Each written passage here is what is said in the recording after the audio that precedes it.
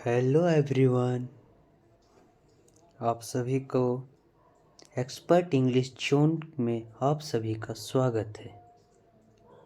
तो आज हम लोग डिस्कस करने वाले हैं फेमिनिज्म के बारे में, जो कि बहुत ही इम्पोर्टेंट क्वेश्चन है। कोर पेपर 11 का है, जो इंग्लिश ऑनर सेम 5 से है, यूनिट 1। आज हम लोग डिस्कस करेंगे फेमिनिज्म क्या है, फेमिनिज्म के वेव के बारे में। और तो एक वीडियो मैंने पहले भी बनाया हुआ है फेमिनिज्म पे, जो आप पहले देख सकते हैं, उसके बाद इस वीडियो को देखें। तो इससे आपको पता चलेगा कि फेमिनिज्म क्या होता है, फेमिनिज्म क्यों आवश्यकता थी, फेमिनिज्म लाने की क्या ज़रूरत पड़ी, इसके बारे में पता चलेगा। किस किस अधिकारों से महिलाओं को वंचित रखा गया था, किन किन छूट को नहीं दिया गया था, जैसे कि वोटिंग राइट्स नहीं था, जॉब्स की अपॉर्चुनिटी नहीं थी, मैन के बराबरी का हिस्सेदार माना नहीं जाता था, पिता की संपत्ति में हक नहीं दिया जाता था, बच्चे को रखने के लिए अलाउ नहीं था। उस फेमिनिज्म में फिर महिलाओं को बच्चा पैदा करने का मशीन माना जाता था।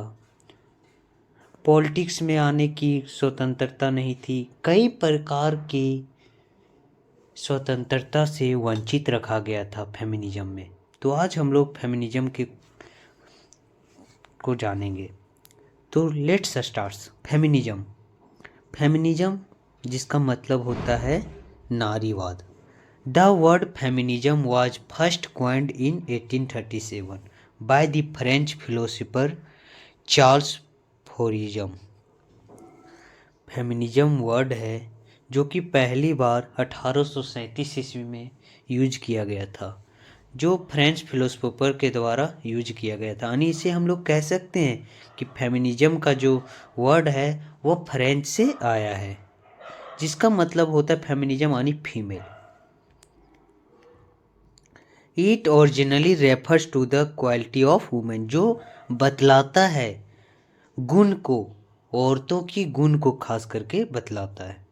इन the middle of the 19th century, 19वीं शताब्दी में, या 19th होगा दोस्तों, 19th सेंचुरी 19वीं शताब्दी में feminism as a set of movement was associated with the rights of women. Feminism है सो 19वीं शताब्दी के मध्य में इसे सेट किया गया था, यानी आंदोलन आया था नारीवाद का, जो जुड़ा हुआ है अधिकार के बारे में, वुमेन के अधिकार के बारे में, औरत के अधिकार के बारे में। जैसे कि हमने वीडियो के स्टार्टिंग में ही आप सभी को बता दिया था कि किस किस चीज़ों के लिए अधिकार था। सोशल का अधिकार मांगा गया था, पॉलिटिकल अधिकार मांगा गया था, एजुकेशनल अधिकार मांगा गया था, इकोनॉमिक अधिकार मांगा गया था। इन सभी के लिए फेमिनिज्म का आवागमन हुआ। अकॉर्डिंग टू कंटेम्पररी फेमिनिस्ट, समकालीन फेमिनिस्ट को अगर देखा जाए, उस काल के फेमिनिस्ट को, तो उस काल में 3 वेव में फेमिनिज्म को डिवाइड किया गया। मतलब 3 वेव में आया, डिवाइड नहीं आया। First wave of feminism, second wave of feminism, third wave of feminism. तो आज एट फर्स्ट अब हम लोग जानेंगे the first wave of feminism. Feminism का पहले में सबसे पहले क्या हुआ था, फर्स्ट वेव जब आया तो तब क्या हुआ था, इसके बारे में हम लोग जानेंगे। फर्स्ट वेव आया तो फेमिनिज्म हुआ, आंदोलन शुरू हुआ, महिलाएं अपने अधिकार के लिए लड़ने लगी। It refers to the feminist movement of the 19th century, या 19वीं शताब्दी में आया, through the early 20th century, जो 20वीं शताब्दी के अंत तक रहा था। Dealing with the voting rights, जो सबसे पहले वोट का अधिकार मांगा गया, वोटिंग राइट्स की महिलाएं भी वोट देगी, एंड अदर राइट्स, और धीरे धीरे दूसरा राइट्स भी मांगा गया। दस इस प्रकार main purpose of this movement, इस प्रकार मेन पर्पस अभी उद्देश्य पूछा था इस मूवमेंट का, तो पहला ही था वोटिंग राइट। वुमेन को वोटिंग राइट की आवश्यकता थी। वोटिंग राइट के लिए उन्होंने बहुत ही फेमिनिज्म को सामने लाए, यानी नारीवाद बनी, लड़ाई की, आंदोलन की। The right of contract marriage, उसके बाद शादी का अधिकार मांगी, यानी शादी करने की छूट मांगी कि हम अपना पसंद से करेंगे, हमें बुढ़ा के साथ शादी नहीं करेंगे, हमें जो लड़का पसंद होगा उससे ही शादी करेंगे, इसके बारे में अधिकार मांगे। फिर the right of the women for gaining children, उसके बाद वह बच्चा रखने की मांग के लिए लड़ी कि हम भी बच्चा रखेंगे। अगर तलाक हो भी जाता है अगर पति से, तो बच्चा रखने का अधिकार सिर्फ पुरुष को नहीं बल्कि महिलाओं को भी होना चाहिए, इसके लिए लड़ी। The right of women for the property of parents, उसके बाद वह प्रॉपर्टी यानी धन के लिए लड़ी। जो माता पिता के जो धन है, जो पिता अगर मर जाए तो उसे का धन है सो बेटा का हो जाता है, लेकिन इस अधिकार के लिए लड़ी कि नहीं, सिर्फ बेटा के लिए नहीं बल्कि बेटी के लिए भी होना चाहिए, इसके लिए लड़ी। ओनरशिप ऑफ मैरिड वुमेन, शादीशुदा महिला पुनः शादी कर सकती है, सब के लिए लड़ी। The main M of the first wave, पहला वेव आया feminism, was the right of women for voting, पहला था जो कि वोटिंग को बतलाया। इन दिस मूवमेंट, इस मूवमेंट में white women of Europe took part, इसमें वाइट वुमेन जो सफ़ेद गोरी लोग जो थी इसमें सबसे पहले भाग ली। In Britain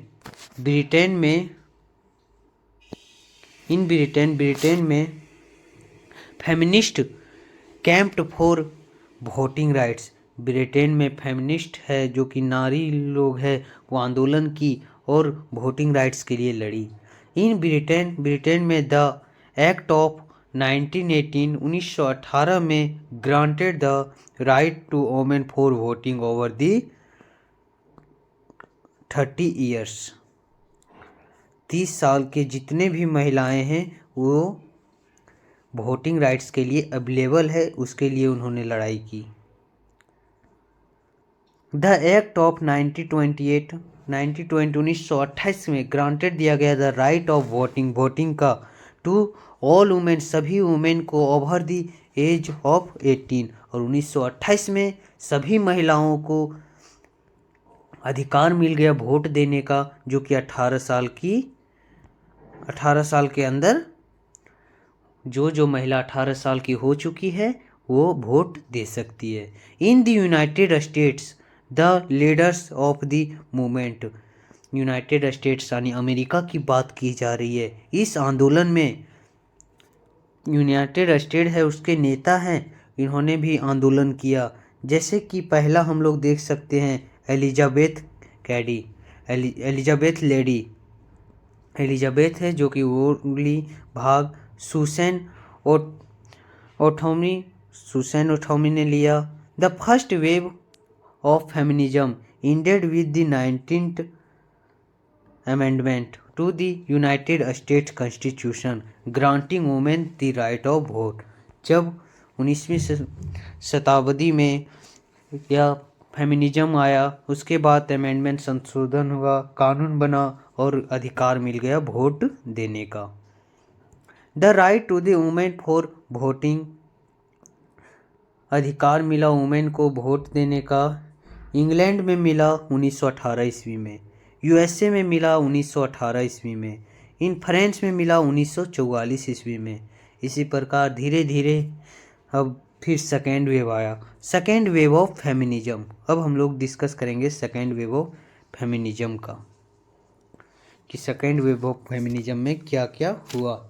second wave of हम लोग डिस्कस करने वाले हैं।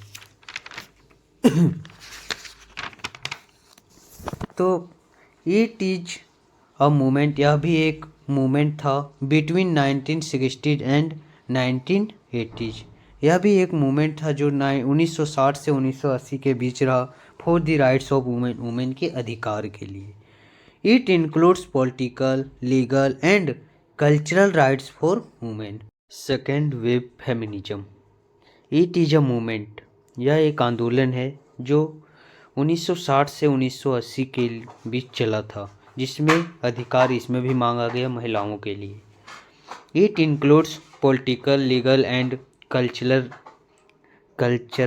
राइट्स फॉर वुमेन, इसमें शामिल है political, legal and cultural rights for education. The aim of second wave feminism, women in the positions of leadership। Second wave का लक्ष्य था लीडरशिप, नेता बनने का, हायर एजुकेशन, उच्च शिक्षा प्राप्त करने का, बिजनेस करने का, और लीगल सेक्टर और अनेकों प्रकार के कंपनियों में जॉब पाने के लिए, इन सभी के लिए अधिकार के लिए सेकेंड वेव आया।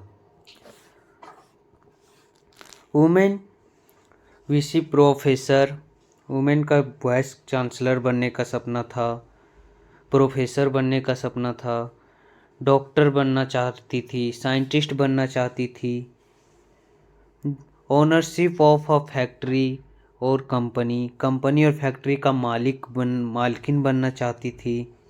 इन सभी के लिए लड़ाई लड़ी और सेकेंड वेव में इस आंदोलन को बतलाया गया है। फिर सीएम बनना चाहिए, पीएम बनना चाहिए, एमएलए, एमपी, इन सभी पोस्ट के लिए आंदोलन की। जस्टिस, न्याय करने के लिए, चीफ जस्टिस, मुख्य न्यायाधीश बनने के लिए, वकील बनने के लिए, इन सभी के लिए उन सबों ने आंदोलन की और सेकेंड वेव में इसी सब के बारे में बतलाया गया है। It also includes some other issues, law against rape, rape के विरुद्ध कानून लाना, वायलेंस के विरुद्ध कानून लाना, एवर्सन लॉ लाना कि बच्चा को मारा नहीं जा सकता, इसके लिए कानून लाना, लॉ अगेंस्ट जेंडर डिस्क्रिमिनेशन, महिलाओं पुरुषों में भेदभाव ना करना, लॉ फॉर सेक्सुअल लिबरेशन और सेक्स करने के लिए आज़ादी रखना, इन सभी के बारे में कानून बनाया, सेकेंड वेव में दिखाया गया है। Due to this movement past, यह मूवमेंट आंदोलन जब पास हो गया तब इक्वल पे एक्ट ऑफ 1963, बराबरी का भुगतान होने लगा 1963 एक्ट में, 1963 ईस्वी से। Women's education equality act of 1972 and 1974, 1972 से 1974 के बीच एजुकेशन जो शिक्षा है उसकी बराबरी मिलने लगा महिलाओं और पुरुषों को। प्रेगनेंसी डिस्क्रिमिनेशन एक्ट 1978, 1978 ईस्वी में प्रेगनेंसी के बारे में भेदभाव ना हो इसके बारे में कानून आया। सम अदर एक्ट्स, अनेकों प्रकार के इस प्रकार के कानून बने। थर्ड वेव फेमिनिज्म, अब हम लोग थर्ड वेव फेमिनिज्म को जानेंगे। फर्स्ट वेव को जान लिए, सेकेंड वेव को जान लिया, अब थर्ड वेव को। Third wave feminism a continuation of the first and second wave feminism, यह लगातार फर्स्ट और सेकेंड वेव फेमिनिज्म के लगातार से ही जारी रहा, कंटिन्यू रहा। In the first wave feminism some rights of women were not fulfilled, कुछ अधिकार थे जो फुलफिल नहीं हुए फर्स्ट वेव फेमिनिज्म में। In the second wave feminism some rights of women were not fulfilled, second wave भी है उसके बावजूद भी फुलफिल नहीं हुआ महिलाओं के जो मांग था। अब आया थर्ड वेव फेमिनिज्म, वह जब मूवमेंट जो कि एक बहुत ही बड़ा आंदोलन लाया फॉर दी अनफुलफिल्ड राइट्स, जो नहीं पूर्ण हो चुका था, अधिकार नहीं मिल चुका था, उसके बारे में। Women in the first wave and second wave feminism, जो फर्स्ट वेव और सेकेंड वेव फेमिनिज्म में जो चीज़ प्राप्त नहीं हुआ उसके लिए अब पुनः आंदोलन हुआ। फॉर एग्जाम्पल, जैसे कि हम एग्जाम्पल ले सकते हैं, प्रॉपर्टी राइट और demand in the first wave feminism, property का अधिकार मांगा गया था पहले फेमिनिज्म में, पहला वेव आया था फेमिनिज्म उस समय। दूसरा है law against sexual harassment in the second wave feminism. दूसरा है सेक्सुअल हरासमेंट, सेक्स के बारे में जो फेमिनिज्म सेकेंड वेव में डिमांड हुआ था उसके लिए फिर मांगा गया थर्ड वेव में। In the leaders of the movement raised voice, नेता के जैसा वो अपना आवाज़ उठा सके इसके बारे में आया आंदोलन हुआ। अगेंस्ट सेक्सुअल, किसके विरोध में? सेक्सुअल के विरोध, सेक्सुअल हरासमेंट के विरोध में। They also took the help of the court, जो इसे ले जाता है कोर्ट के मदद से, कोर्ट उस पर सुनवाई करे। स्लोली, धीरे धीरे, they become successful in gaining the laws against sexual harassment, धीरे धीरे यह सक्सेस हुआ एंड प्राप्त हुआ, यह नियम कानून बना सेक्सुअल हरासमेंट के बारे में। They also fought for the property of their parents, ये लोग सभी महिलाएं लड़ी, आंदोलन की, आवाज़ उठाई कि प्रॉपर्टी केवल माता पिता का, जो कि सिर्फ बेटा का नहीं बल्कि बेटी का भी होना चाहिए, इसके लिए लड़ाई की। इनिशियली, अंततः दे फेस डिफ़िकल्टी, वो इसके लिए वो कई तरह के परेशानियों को झेली। हेंस, इस प्रकार they took the help of the court, इसके लिए वो कोर्ट की सहायता ली। Finally they got the right for the property of their parents, और अंततः वह प्रॉपर्टी को पा ली, ये सभी अधिकार प्राप्त हो गया।